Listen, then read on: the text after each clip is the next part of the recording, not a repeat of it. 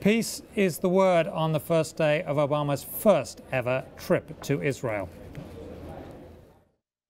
America's support for Israel's security is unprecedented, and the alliance between our nations has never been stronger. Israel remains fully committed to peace and to the solution of two states for two peoples. Okay, and I misspoke there. It's the first trip as president to Israel. Well, peace and friendship are often repeated today as Obama seeks to reintroduce himself to the Israeli public. But my next guest says his visit may be poorly timed. Joining me now is former U.S. Ambassador to Israel and the Brookings Institution, Vice President and Director of Foreign Policy, Martin Idyck. Thank you very much, sir, for being there. You're welcome. Thanks for having me. Why do you say this is an ill-timed trip? It's his first trip as president. It looks like there's a few problems in the Middle East. What better time than now? Well, I'm not sure I said it was ill-timed. I don't know where you got that from. What I said was that if I was setting up the trip as a former diplomat, I would have had Secretary Kerry go out first to try to lay the groundwork so that the president could come in and actually get the parties to move, particularly on the question of resuming negotiations. Instead, the White House decided that they would go at a time when there could be no expectations of achieving any kind of breakthrough, so that they wouldn't have to be under the pressure of that, headline that journalists always like to write, which is, failure. And failure, when it comes to the Middle East peace process, is a very commonly used word, especially over the last 10 years or so. So I think that's the key point that I would make about the timing, that after 4 years of not going, it would have been good when he went for him to be able to achieve something concrete.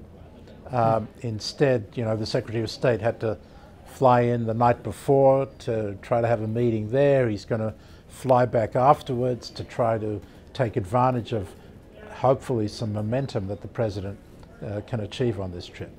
But there is something else that the President can, and I think will do, intends to do, that will be very important in terms of laying the groundwork for potential progress on peace in the coming months.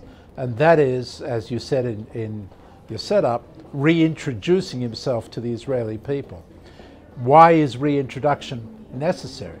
It's because the Israeli people got the impression from his Cairo speech back in June of 2009 and through subsequent relations with Bibi Netanyahu that President Obama didn't like them very much, didn't visit them, didn't care about them, wanted to distance the United States from Israel so as to curry favor in the Arab world.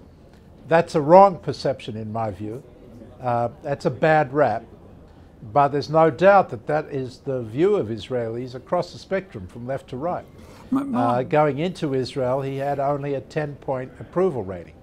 And so particularly in the speech that he makes tomorrow, the Jerusalem speech, he will have a chance to explain the incredible support that he's given Israel and the way in which he actually is a real friend of Israel. Martin, can you tell us how likely is a two-state solution to the Middle East peace scenario? We've got about 20 seconds. Look, the peace process is stuck, and moving it forward is going to be a very difficult task. But John Kerry, the new Secretary of State, has taken that on, and that's, I think, a very important development. Okay, thank you very much. Martin Idyck, former U.S. Ambassador to Israel and coming to us from the Brookings Institute there. We appreciate your time, sir.